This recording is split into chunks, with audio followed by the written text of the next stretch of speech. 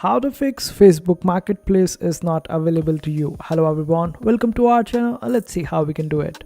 So this is currently working quite fine with me, as I can see all the marketplace over here.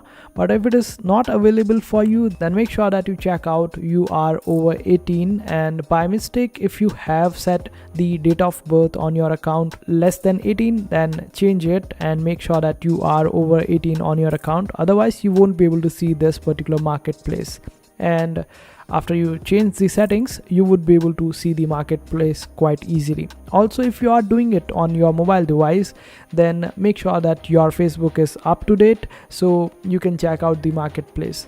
In some cases, if you are accessing this marketplace using your page, then you won't be able to do it.